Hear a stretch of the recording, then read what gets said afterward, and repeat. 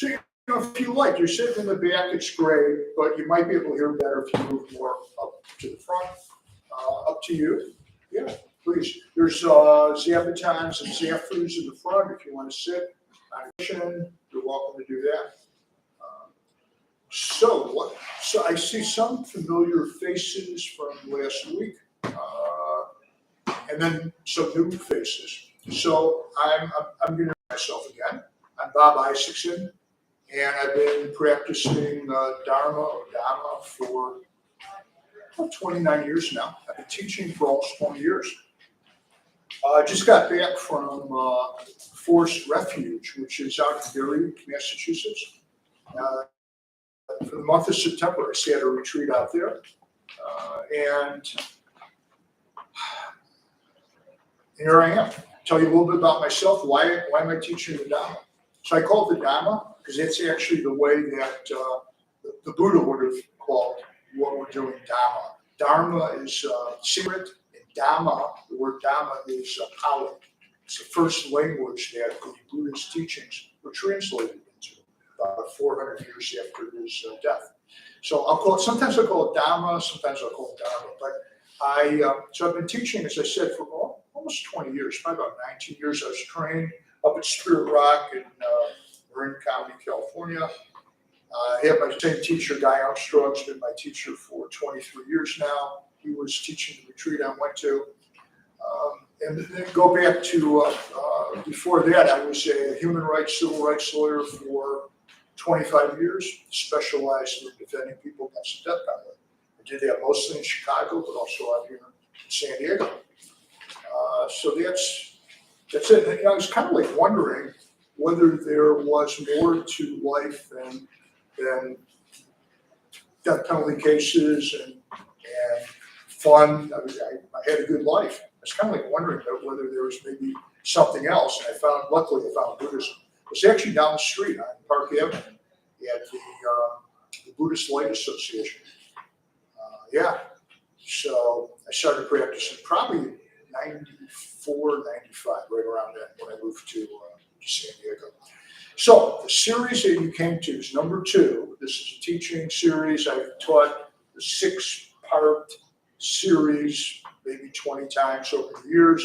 The first class last week was on mindfulness, simple, bare knowledge, knowing what your experience is in the present moment. Tonight we're going to talk about absolutely the most important teaching of the Buddha, the Four Noble Truths. Next week, so next Wednesday, we'll be back here and I'll be talking about the 3 characteristics. Now, those are characteristic of unsatisfactoriness or suffering in every moment. It's not like our lives are terrible, but it's that there's something that's not quite right with every moment. That's called dukkha. We'll talk about that tonight, but in more detail or next week. Also impermanence and also not self.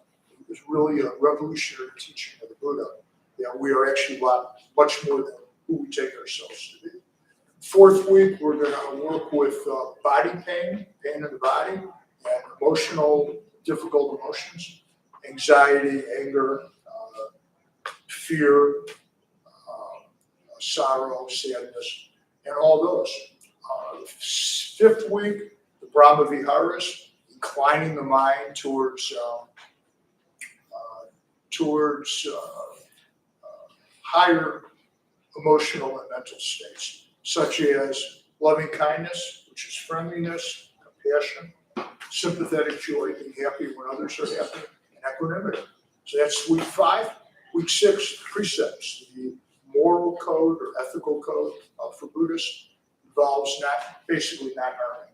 It takes different forms. So we'll talk about that. It's a really important part of practice. If we're doing all kinds of bad stuff out in the world, it's pretty hard to concentrate to focus on meditation.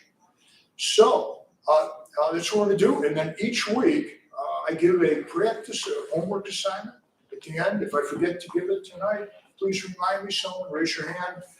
So we're going to go over that. We'll do a check-in. Then we'll do either a Dharma talk first and then a guided meditation, or a guided meditation first, which I think we'll do tonight, and then a Dharma talk after that. And then I'll give the homework assignment. So I was told to keep our class tonight to 1 hour. We went a bit over last week. Sometimes you plan your rest of your night around that. So we will stop at 8 o'clock. And then I'll be slow to leave. You can come up, talk to me if you like, and you can actually follow me out the door. Yes, I want to close up. It gets to be late. But, please come up and say hello, as some people did last week. Okay, any questions so far about what the schedule is? All right. No? Okay, Four Noble Truths. So the Buddha said, no, Sariputta said, Sariputta is one of the two main disciples of the Buddha. He was with the Buddha a lot. So he became fully awakened, fully enlightened, as the Buddha was. And he said the teaching of the Four Noble Truths is to all the other teachings of the Dharma as an elephant's footprint is to all of the other animals. So elephant footprint being the biggest, most important, encompasses everything, just like the Four Noble Truths does.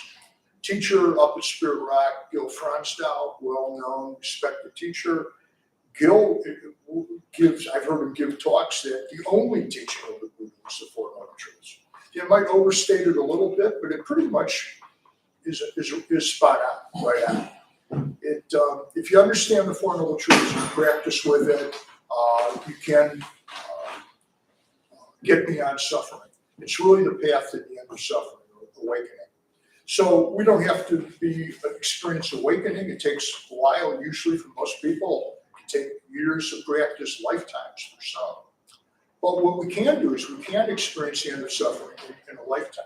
And maybe it's only for a minute or two or 10 seconds or so where we're no longer suffering. And I'm going to talk about that tonight and how you can experience this yourself just by being mindful, knowing what your experience is. And the Four Noble Truths does lead to the end of suffering. The Buddha said, I teach one thing and one thing only, suffering and the end of suffering. So, this Four Noble Truths. So who, if you could, raise your hand if you have some, I'm not going to call on you, don't worry, if you have some familiarity with the Four Noble Truths. All right, great. All right, so the first Noble Truth is called the truth of suffering. And it's really understanding suffering. So we call suffering, and I'll say a few more words about that. It's the word in Pali is dukkha, D-U-K-K-H-A. And it actually means a bit more than suffering. So you break your leg, that's dukkha. You experience terror attacks or terrible fear, that's dukkha. But also when things aren't quite right. Sometimes we notice it, sometimes we don't. So unsatisfactoriness is also a part of dukkha. Dukkha includes just really subtle suffering, really subtle unsatisfactoriness. When we're sitting in meditation, eyes closed, we're going to meditate together in a little while after I finish the talk. And by the way, the talk is interactive. So if you have any questions, I'll stop and ask if there are any questions. But you can go ahead and raise your hand at any time. It's okay. If I get too many questions and I need to go on, I'll just say, hold your questions to the end. But right now, please ask questions, make comments. It's fine. I can teach better, I believe, if I get feedback from you folks. So unsatisfactoriness might be something as subtle as this. Sitting and you want to move a little bit. The body's a little bit restless. It's not terrible. Just a little bit. So you get like your nose itches. You want to scratch your nose. It's like things just aren't quite the way you want it. That is also dukkha. Little unsatisfactoriness and the really big. You lose your partner dies suddenly. Really horrible trauma in our lives. You get a diagnosis. It includes everything. All of that is dukkha. Okay, so the first noble truth is that dukkha is universal. If we're human, we're going to experience dukkha. And specifically, the Buddha talked about birth, old age, sickness, and death. So we all experience that. It's said that being born conditions death. We're all going to die. We all suffer. We all get sick. If we've been healthy, just wait. You live long enough, you'll get sick. That's the way it is. The birthing process, even though we don't realize this, not from the point of view of the mother giving birth, but the baby being born can be extremely traumatic. And a lot of times we don't even remember this. And then he said, being with people we don't want to be with, and not being with people we do want to be with. Sound familiar? It's all, and everything else. So this is universal. This is something we can't do anything about, right? It includes racism, homophobia, human trafficking, victims of human trafficking, just wrong religion in the wrong country. It's about sexism. It's about all of this stuff, sexual assaults and domestic violence. All of that is dukkha. All of that is dukkha. And just pick up a newspaper and take a look online. What's your favorite news outlet? And just take a look at how many heartbreaking stories there are around the world. So I get this New York Times on Sunday. I get the printed version. Just look, I was reading it, a little behind in my reading this afternoon while I was having lunch. And it's like 19 of the first 20 pages have absolutely heartbreaking stories about suffering around the world. So that's the first noble truth. Suffering, and we can't do anything about it. The second noble truth is it starts to teach us about what the suffering we can do something about. And so the second noble truth is that when we have experiences that are pleasant, we want to hold on to those experiences. First, we want to reach out to so we see something out. Let's suppose we're meditating, and it's we meditated for 15 minutes. By the way, I forgot to do check-in on the practice assignment. So when I finish this first part, then we'll go back. So please remind me if I forget, because the practice assignment was to meditate 3 times this past week, and also to be mindful of one daily. So let's do that now. So the assignment was, of course, if you weren't here for class number 1 or you weren't watching on Zoom, you wouldn't know it. It was to meditate at least 3 times during the week. I think I said at least 10 minutes. And of course, if you do more, much better, but as a minimum. And to take one daily activity, shampooing your hair, brushing your teeth, walking up the stairs, and try to do it mindfully to know your experience in the present moment. Well, each time you do the activity. So let's take a moment, since I forgot to go to that first, and see who did that. So anybody want to just check in on? Yes, please. I did it. And I found especially the movement I used going up and down the stairs. And also I expanded it one day, and I do weight training at the Y, and I actually tried to do that in a mindful way. And those things made a big difference. Oh, good. They Good. really did. Yeah. So for next week, I'm going to expand the practice assignment. Thank you for sharing that. So for next week, keep doing the first activity mindfully, and pick a second one. And don't do something big. Don't say, okay, I'm going to drive to Arizona, and I'm going to be mindful the entire time. Because you have to take like little bites of the apple. That's the way to do it, rather than trying to eat the whole apple at one time. So those are a good choice. So pick a second activity. See if you can do both the first one and the second one mindfully. And if you don't beat yourself up. It's okay. And if you weren't mindful brushing your teeth on a Tuesday night, then on Wednesday, see if you can be mindful. Or notice the times when you are mindful. So maybe it takes 2, 3, 4 minutes to do an activity. Pay attention to the times that you're actually mindful. And you can be grateful of that. Because if we're not trying to be mindful, most of the time, we're not. When we're trying to be mindful, some of the time, we're not. But at least we've inclined the heart and mind. So thank you. What about meditation? And who meditated at least 3 times? That was here last week. Yay. All right, good. Yeah. And were you using some of the techniques that I taught last week, or using your own? Yeah, okay, great. Good, okay. Anyone else want to check in on the practice assignment? Yeah, please. I also decided to use mindfulness in my weight training and physical therapy because I'm actually trying to learn how to use my knees and my neck differently.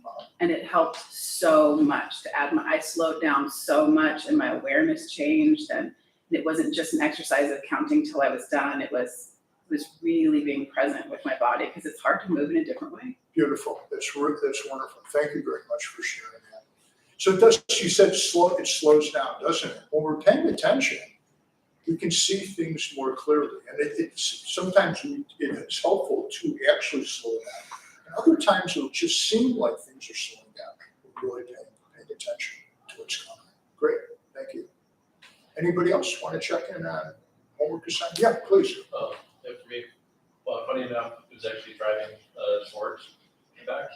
So you're driving where?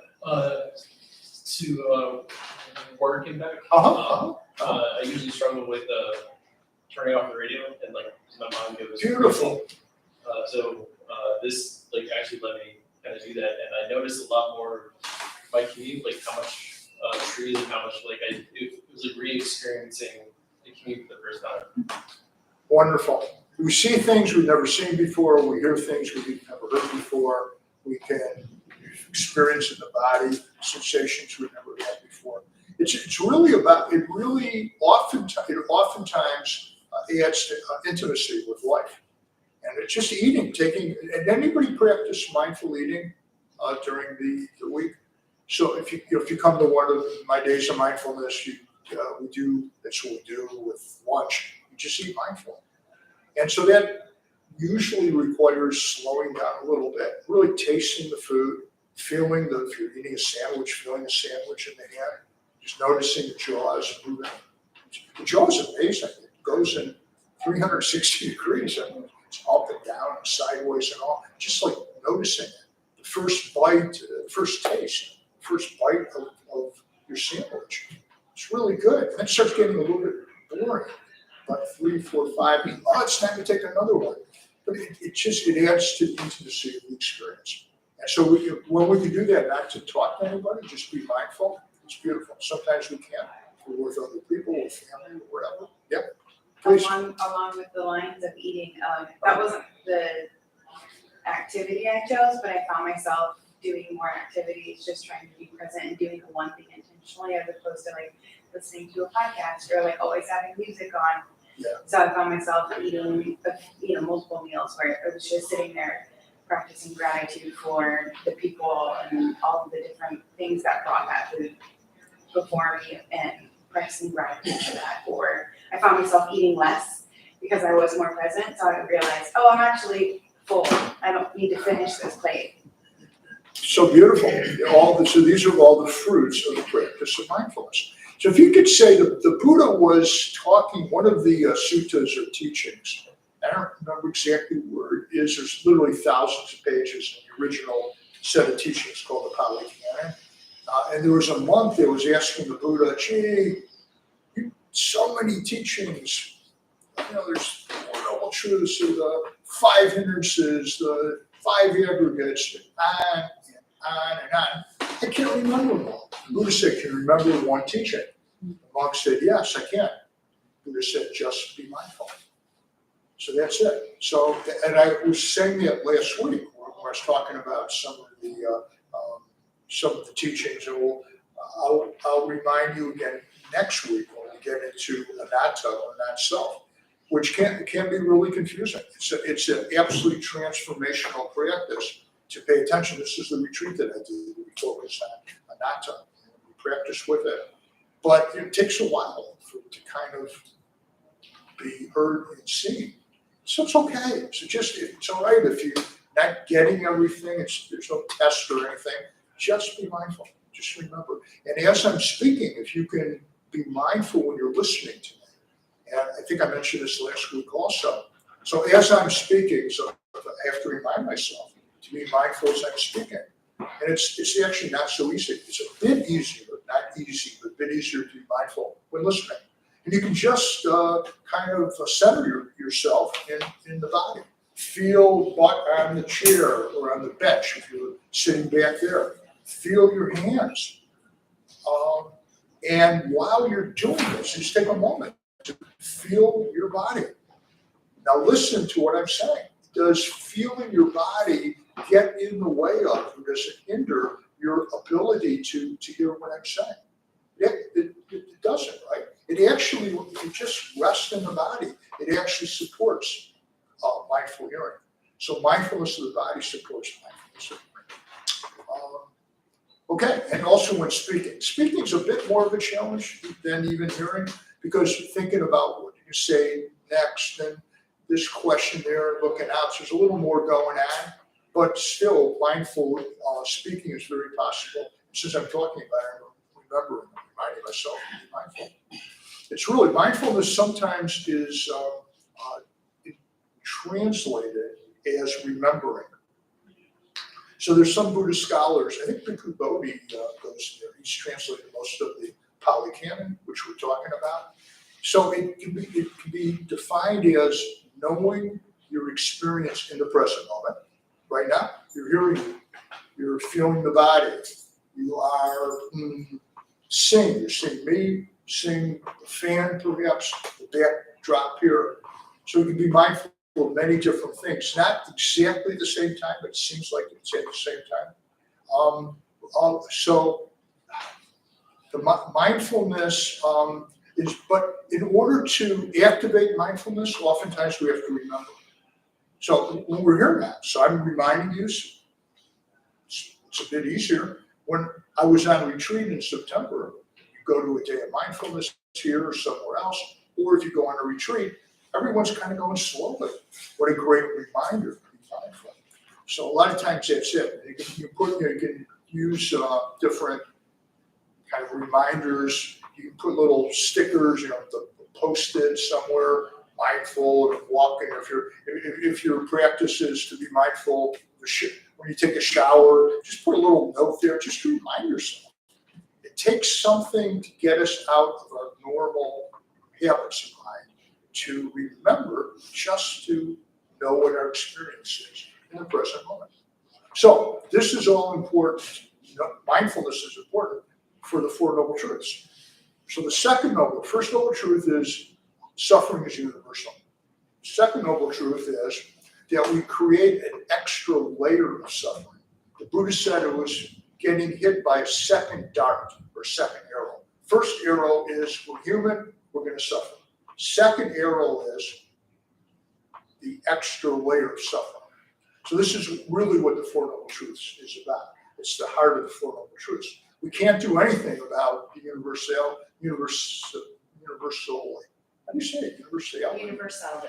Thank you. The tongue. Somehow it's a tongue twister for me.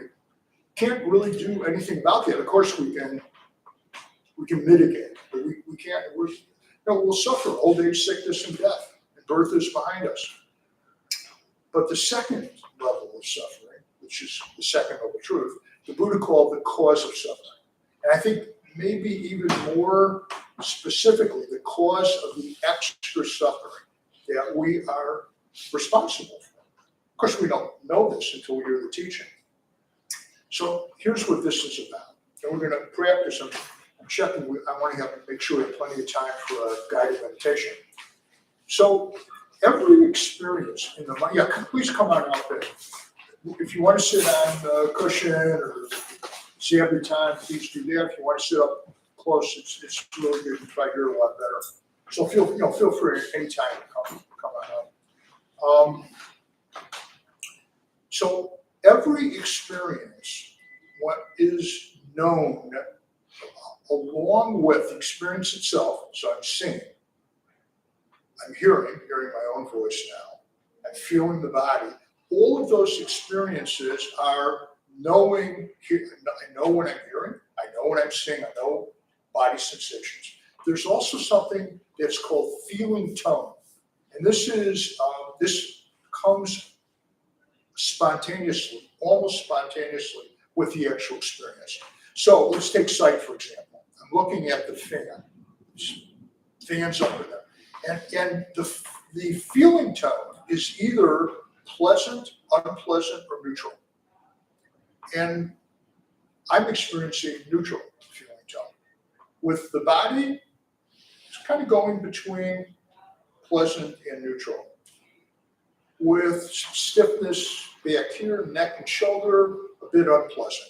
So it's not like levels of it. It's either unpleasant, pleasant, or neutral. And I'm going to tell you why this is incredibly important. This is, I believe, the most overlooked teaching of the Buddha. It's the entire second foundation of mindfulness in Satipatthana Sutta, which I teach a lot. I'm not going to be teaching it during this 6-week course, but I teach it on my days of mindfulness and my weekend residential retreats. So this is called Vedana, V-E-D as in David, A-N-A. It's a Pali word, so it means feeling tone. So you have a thought. The thought is, I can't believe I forgot to turn the lights out, or I forgot to lock my front door. So that's an unpleasant feeling tone. Or you can have an emotion, sadness, unpleasant, happiness, pleasant. The reason this is important is, and this is really the heart of the crux of the Four Noble Truths. The reason this is important is because when we experience something pleasant, so maybe there's chocolate, we open the cabinet and there's a chocolate bar. So if you like chocolate, most of us do, not all of us, pleasant feeling. So what happens? What's the normal tendency? There's a pleasant feeling, a pleasant feeling tone coming from the eyes. Pleasant. We want it. And so we start thinking about it. Maybe we reach for it. Maybe we take a piece of chocolate, we eat it. And maybe we just keep eating it and eating more and eating more and eating more. So this experience of pleasantness and craving for that experience, that the tendency of the mind to reach out for pleasant experiences and get them, they'll grasp onto them, we hold on to the experience. And then the other side of the coin is unpleasant. So someone comes into the room or into a meeting, we don't like that person, and so right away we have negative thoughts about that person. Maybe we try to avoid that person. And the more we avoid the person, the more we suffer. Because that's called aversion. That's the opposite of the craving. It's pushing away unpleasant experience. Or an example when we're sitting in meditation. Okay. We have a kind of a lightness in the shoulders or the hands, pleasant. We want more of that. Then it goes away. We want to get that experience again. Maybe we almost feel like we're floating during meditation. And then it's gone. We want to get that experience back again. So we're craving that experience. Opposite is we get stiffness in the shoulder, stabbing sensation in the knee. We spend the rest of the meditation trying to figure out how to get away from that experience. That's aversion. So that extra bit of doing this, pushing away unpleasant and bringing towards us and holding on to pleasant is what makes up the second noble truth. And this is really fascinating. The dukkha, or the suffering that we cause ourselves when we do this with unpleasant and this with pleasant, is actually much greater than the experience that we can't avoid of old age, sickness, and death. So let me give you an example of that. There was a guy at Spirit Rock for many years. He and I never even met him because we were in silence. I never talked to him. For years, maybe 15, 16 years, every February we were meditating, walking meditation, eating next to each other. He wound up he teaches at Spirit Rock now. It turns out he used to run the San Francisco airport. He was the CEO of the San Francisco International Airport. I found out. This guy had terrible back pain, like it's a disc issue. He said this during his first Dharma talk that I was at it. I was at his first talk. He said that when he learned to just relax with the pain, for many years he was so tight around the pain and suffered so much. And then he learned through his practice that this is aversion, right? This tightness. Just to be with it, acceptance, self-compassion. that the pain was actually only 10%. He had to put a number on it to make the point. But only 10% of the actual pain was only 10% of the pain he was experiencing when he was fighting with it. So, I put it to you, that's the second noble truth. You all with me so far? First noble truth, suffering, yeah, we really can't do anything about it. Old age, sickness, death, birth. Second noble truth, suffering we can do something about.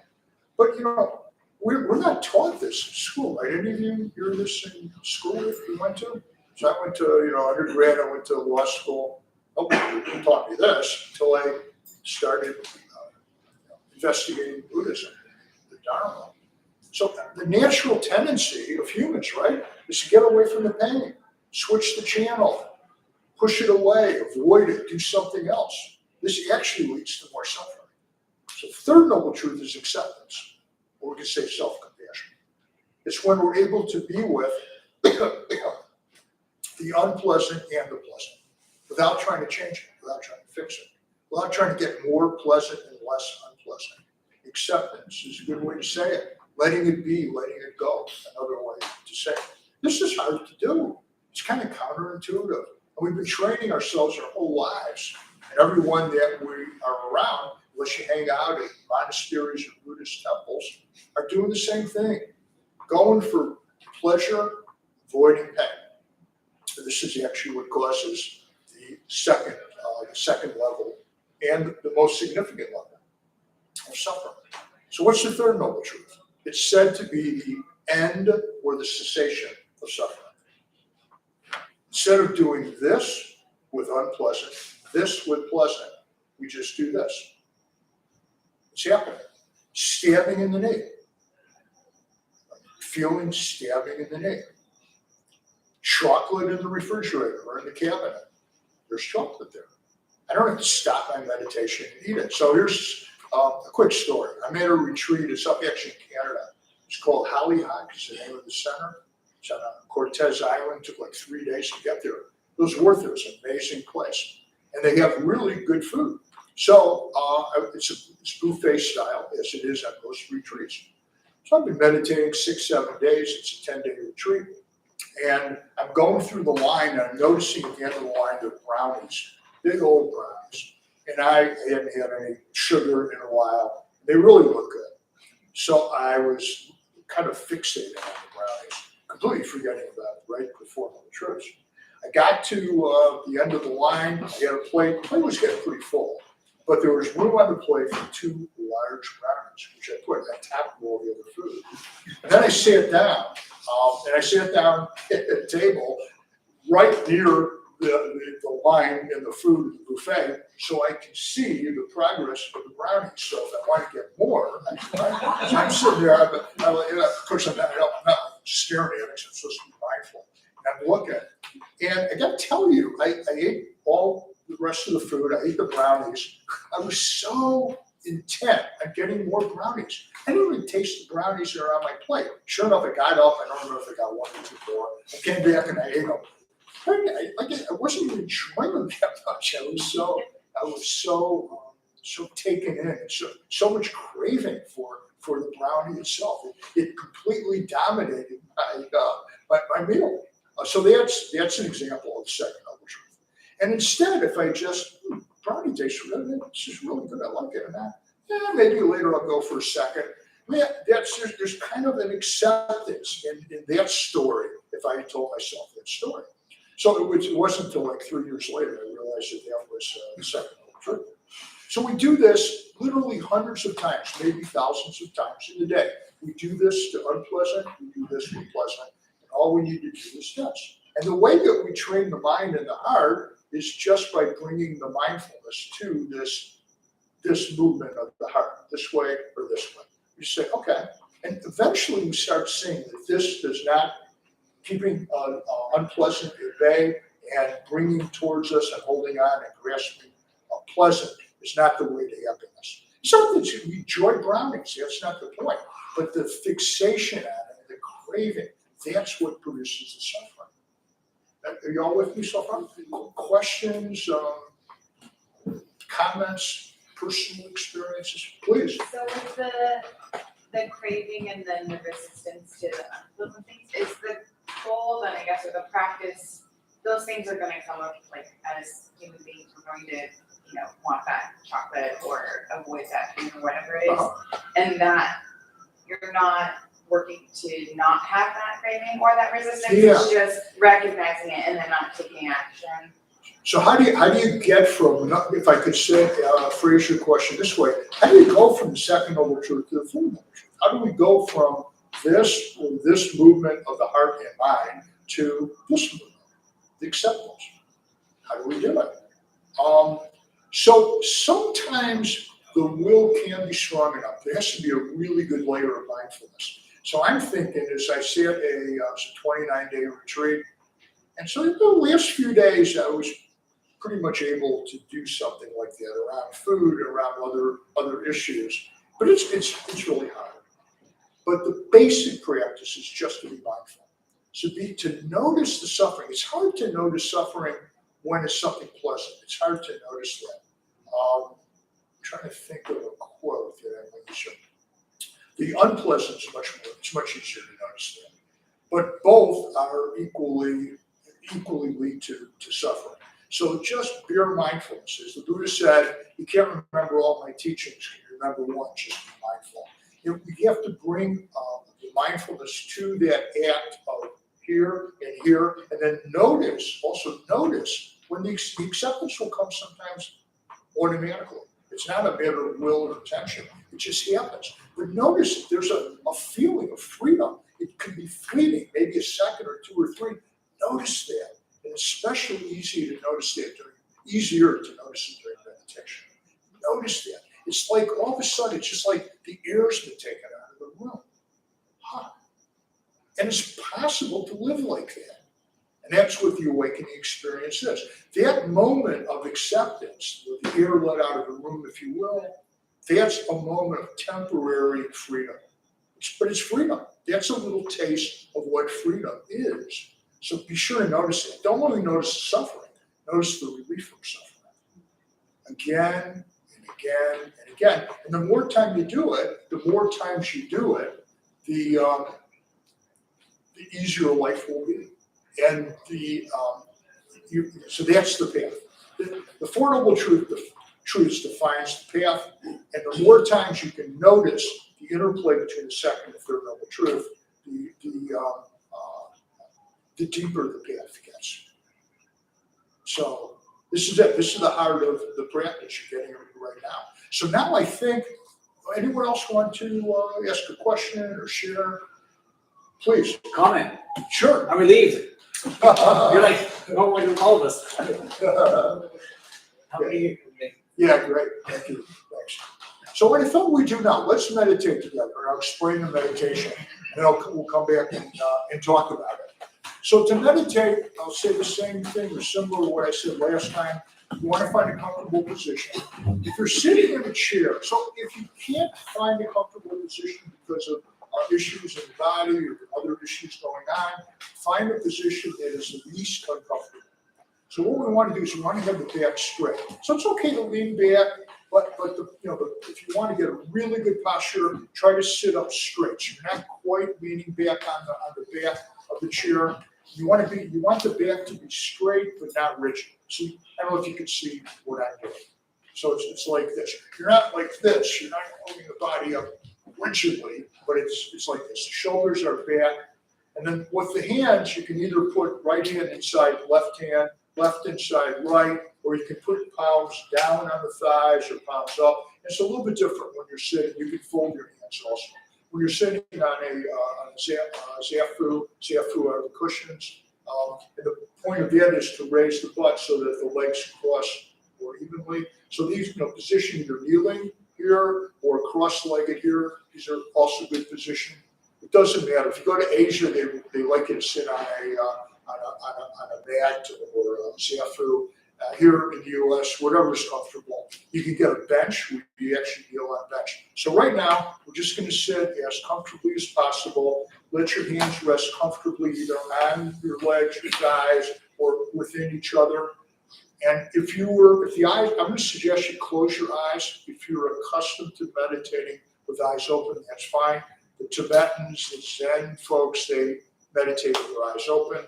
But I think it's easier, in my experience, to close the eyes, less distraction.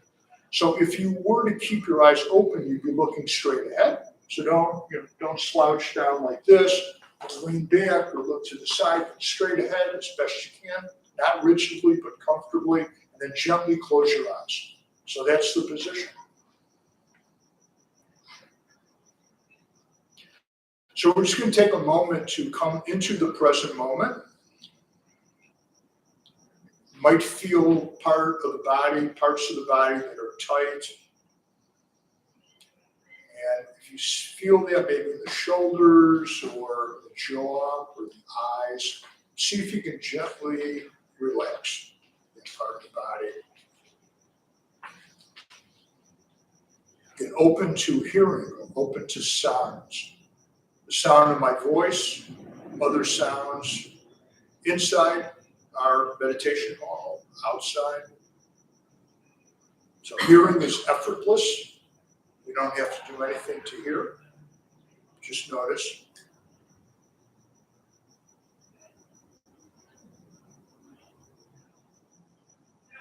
And then we can practice mindful breathing. And as I instructed last week, notice the breath wherever it is easiest to notice the breath.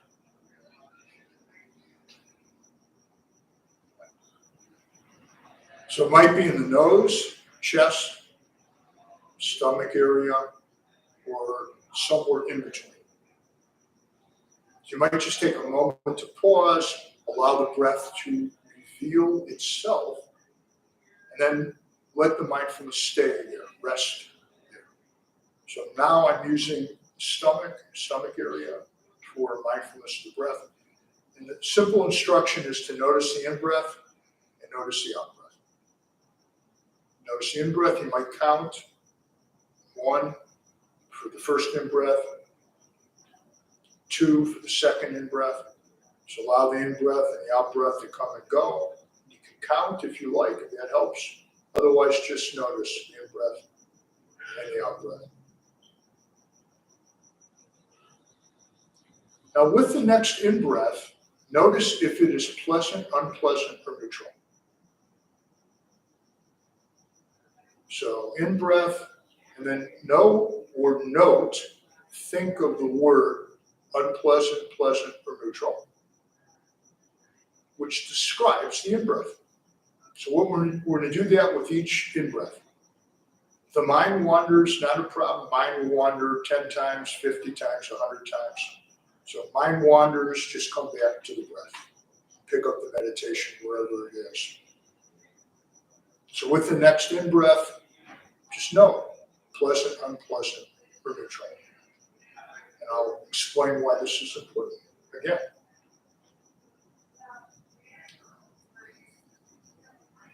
Now this will change. Sometimes the in-breath is pleasant, sometimes it's unpleasant, sometimes it's neutral.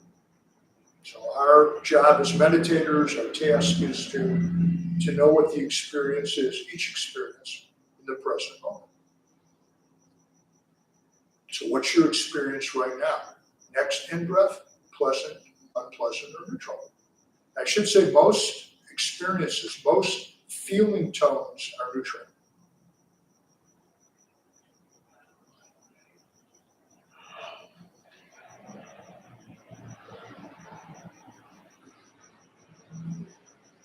Let's go back to practicing mindfulness of hearing.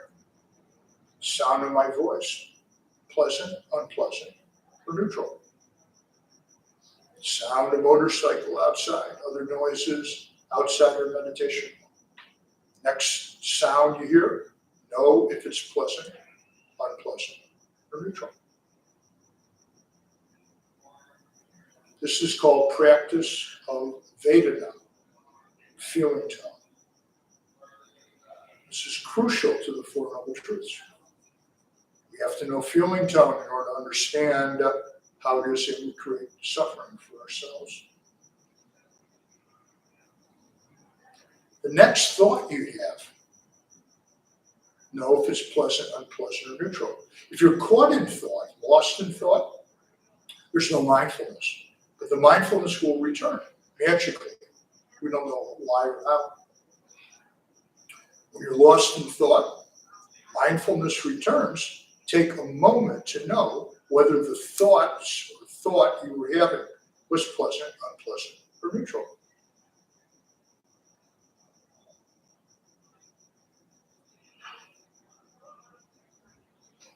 So this meditation, we are focusing on feeling tone or Vedana.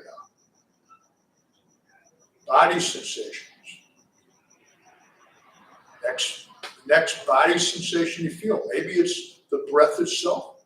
Maybe it's not. Maybe it's the body in contact with the floor, the cushion. Maybe it's the hands.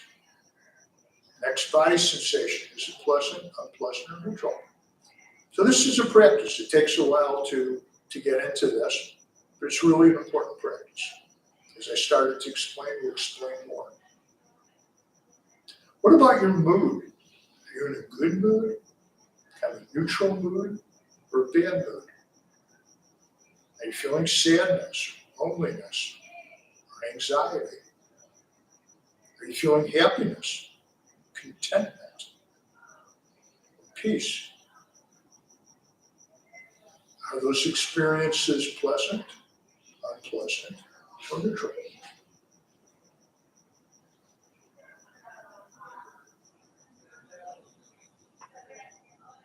What's your experience right now? Is it pleasant, unpleasant, or neutral?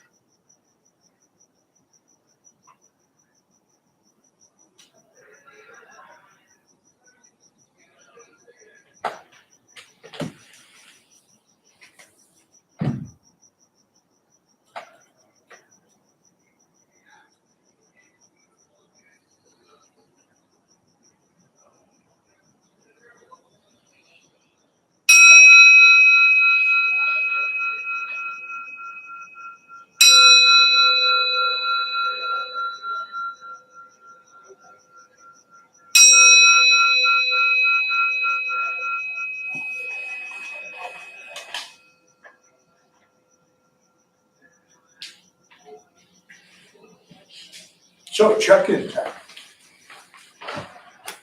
What was that like? What did you notice? Were you able to notice the feeling tone of your day? What did you notice? Please. The hearing came to me easier. It's like the crickets are pleasant, your voice was neutral, and then like outside talking was unpleasant. So it was easy to distinguish. Nice. Good. So you experienced all three. Mhm. The actual words Buddha in describing this was, instead of neutral, he said neither pleasant or unpleasant. So we just call it neutral for short. Good. Who else? Yeah, please. A lot easier to have less thoughts. Just focusing on deciphering one or the other or one of the three. I wasn't having barely any thoughts coming at all. Uh-huh. Actually, added thoughts, just focusing on that alone was nice and not have a bunch of. So a lot of thoughts. Well, yeah, a lot less than normal, like. Less than normal. Okay. Oh, yeah. Good. Way less than normal. Sometimes we'll meditate and then the bell will ring, or someone will say meditation's over. Well, I didn't even know I was meditating. The thoughts can be so frequent that the meditation is all just about being lost in thought, and that'll happen. So it's not like we're a bad meditator. So you cannot meditate wrong. You can't do a bad job meditating. If you put yourself in the position of meditation and you have an intention to be mindful, whatever happens, it's all based on cause and effect. That's what. Way smoother to just think, okay, pleasant, unpleasant, very breath. And I was doing that. That's all I was thinking about. Nothing else. Not like, ooh, what I got going on later, or another thing extra came in. Okay, Nice. good, excellent. So it sounds like you were mindful. Yeah, good, excellent. What about Vega? Did you notice feeling tone? Did you notice pleasant, unpleasant?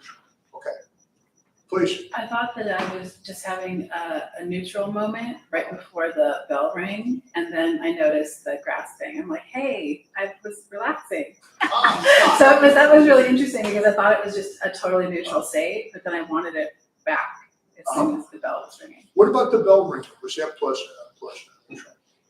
It just felt like an interruption, so a little bit. Yeah. So when you'll probably notice this, but I have noticed that when I'm having a kind of a connected meditation, things are going pretty well. I'm seeing things, mindfulness is pretty good, and then the bell rings and I want some more time. Unpleasant, right? On the other hand, you might be like really struggling with restlessness, body pain, and the bell rings. Oh, thank you. So the same sound, this could be pleasant, unpleasant, or neutral. Did any of you notice any difficulty being mindful of neutral? Did you notice a lot of neutral or not so much? See, please. I found with the feelings, I couldn't really identify, it didn't really feel either way, but I wasn't sure what neutral felt like. Didn't feel either way, so. Like, I'm really tired, Uh-huh. but I don't feel positively or negatively about it, but I don't know if I was feeling neutral, so I kind of had a hard time with the feeling. Okay, so. Identifying where it landed for me. Yeah, and this is something that, I don't know about you, but until I did this practice in a retreat or some teacher taught me, it takes a little while to get used to. So next time you feel sleepy or tired, see if the feeling, the physical feeling is pleasant, unpleasant, or neutral. So sleepiness, sloth, and torpor. Sloth is dullness of mind. Torpor is sleepiness. It's a hindrance. It's not a hindrance to practicing Dharma, but it's a hindrance to being mindful. Right? We're sleeping, nodding back and forth. But see if it's called a hindrance, but examine for yourself, investigate for yourself whether the feeling of sleepiness in the body is pleasant, unpleasant, or neutral. Okay, there's no right or wrong answer. Okay, thanks. Please. Notice that the breath, breathing, I realized it was neutral after I've had a pleasant, like my normal breathing was just neutral, and then I had like a good like natural deep breath, and that was pleasant, and it made me realize that the other breaths were just neutral. So we do that. We go back. We say, okay, this is really pleasant, so that must not have been pleasant. So we all do that. So just when you're doing this practice, and this could be the assignment, you don't have to like rethink what had happened before. Just as best you can, notice what the current last feeling tone was, and it's because otherwise you just get caught up in analyzing all that. But it's really good that your mind is investigating it, and so that sounds like a little interest and energy, which is really good. It's a good driver of the practice. But just so it's not about analyzing it. It's about as quickly as you can, and this takes practice. Is this pleasant, unpleasant, or neutral? And if it's like kind of pleasant, it's pleasant. If it's kind of unpleasant, it's unpleasant. And the reason for this is, as I was saying before, so thank everybody for participating and sharing your practice. The reason for this is because if we're not mindful of pleasant and unpleasant, we will do this with pleasant and we'll do this with unpleasant. That's the second noble truth. If we're mindful, this is a complex teaching, another teaching by Buddha called the law of dependent origination. And this is the only place that as humans we can make a difference between the experience of pleasant, unpleasant, neutral, and how we react to it. If we're not mindful, we go like this to unpleasant, this to pleasant. It's this constant cycle of so when we're mindful, again and again and again, we can be here. We can just, instead of this or this, we can just be with it. The acceptance, letting it be, letting it go, whatever, or self-compassion is another way to say it, another way to express it. So this is the crux of the second noble truth. And it takes mindfulness, the feeling tone, which I think, although it's the entire second foundation of mindfulness, and a really important teaching called the Satipatthana Sutta, or Foundations of Mindfulness, it's rarely taught. It's probably taught a lot in Asia, I don't know. But it's just not taught a lot in Western teachers, by Western teachers, yeah. Yeah, I'm just curious, are we able to maintain mindfulness when you're speaking? Yeah. Our minds processing what you're saying. Yeah. So are you asking whether I'm mindful or whether what I'm talking? Are we able to, I mean, is that Yeah. considered mindful if we're actually processing Yeah, yeah. what you're saying out loud while we're meditating? Yeah, so it's possible to think mindfully. Most of the time, I don't know about you or about anyone else here, but most of the time when I'm thinking, I'm not mindful. So when I'm thinking on retreats or when I'm teaching, so it's like you are all mindfulness adults for me. You remind me, I'm here teaching the Dharma, so I try to remember to be mindful. So I'm experiencing some mindfulness. So you'd have to answer that question for yourself. It is possible to be mindful even if you're processing things. But then if we start, it's a fine line. If you start kind of an inner debate, well, I don't know if these teachings feel the truth quite the right way. I heard another kind of this, right? This inner, a lot of inner thinking. So that's not mindfulness. We can't stop it because that's what minds do. We've trained our minds to do all this analytical thinking. We live in a complex society. I spent a lot of time in Asia, Thailand, Sri Lanka, and Vietnam for my organization, Dharma Voices for Animals. And life is not simple, but it's simpler than the incredible complexity of the Western world. And again, people take time sometimes just to stop and look at birds and insects and flowers and stuff. And we don't remember to do that very often. So you can be mindful when processing, when thinking about things. But when we're meditating, we really don't have to be thinking so much. It's really just about knowing the experience. So I don't know if that answers your question. Yeah. But pay attention to that. That's a really good question to ask. Yeah. Let's see how we're doing. Yeah, please. This will be our last one. Yeah, please. Would you mind saying again what the fourth noble truth is? The fourth, yes, I even said the fourth. I didn't hear you say anything about it. Thank you for reminding me. So Okay. that was, So the fourth noble truth is the path to the end of suffering. And there's 8 parts. I'll give you the 8 parts. First, there's different ways of saying it. So I'll say the way that I've learned it. There's wise intention, wise understanding. So these are kind of the big picture. Then the 3 ethical components, which is wise livelihood or right. Sometimes it's interpreted or translated as right. Right livelihood, right action, not causing harm. Same with livelihood, and right speech. Speech is really tricky. It's really hard. It's hard. It's a whole other retreat to do that. And the last 3 are meditation elements. We've got right effort, making sure that we're not stressing with effort, but also there's enough effort to connect with objects. So mindfulness can stay steady. There's right mindfulness, it's what we're practicing, and there's right concentration. So continuous mindfulness leads to concentration. Concentration leads to insight and to transformative insight. So that's the Eightfold Path. We developed that, and it's not like we work with segment 1 until we get it, and then segment 2. It's like patchwork. We work a little bit here, a little bit there. The ethical components are really important. It's wise livelihood, wise action, and wise speech. And it's similar to, but not exactly the same as the 5 precepts, which we will practice in detail. So, you can take an entire retreat. If you go on, I used to be teaching these 3-day residential retreats.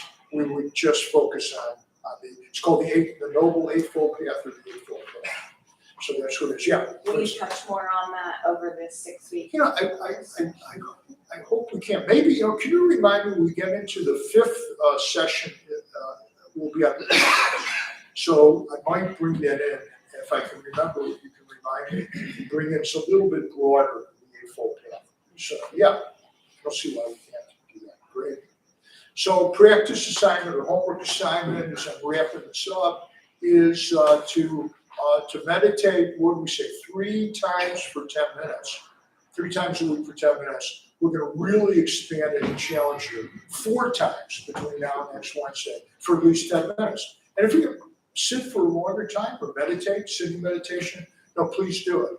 And when you do that, at least 2 of the times, at least 2 of the 3 or 4 meditations minimum that I'd like you to do, try this feeling tone meditation. So all you're doing is meditating. When there's an experience, you got breath, you have sounds, you have body, you have emotions and thoughts. See if you can notice the feeling tone. And this will give you an insight into the 4 noble truths. Okay? Next week at this time, we're going to talk about impermanence, dukkha again, suffering again, and anatta, the most profound teaching of the Buddha. I'll give you like a little cliff note on that. Okay? I think we're done for tonight. Thank you all for coming. I really enjoyed speaking with you again. Please come again next week. And Yeah. Hey everyone, my name is David. I'm your host for tonight. Thanks for coming. Dharma Bone Temple was opened 17 years ago to introduce Buddhist practice to those who show up. Those who lead are not nuns, monks, or priests, masters, or teachers, and are not looking for students. They are simply practitioners sharing their interpretation of the practice. Every night, we have different classes led by different people from various Buddhist traditions. We have a recovery Sangha that meets several times a week for anyone with addiction, and a food redistribution program is every Thursday at 5 p.m. That's tomorrow. We have classes and programs every day, and everything we offer is always free. The full schedule is on the website. It's also posted outside on the entryway above the shoe rack. There's a lending library. If you see a book you like, feel free to take it and bring it back. Please straighten up your seat, your cushion as you head out. If a few people can help close up the windows, that would be lovely. Thanks for being here. Wish you well, and see you next time. thank you, everybody. Take care. Now, if you want to come up to me as we're walking out, please do. Thanks, everybody.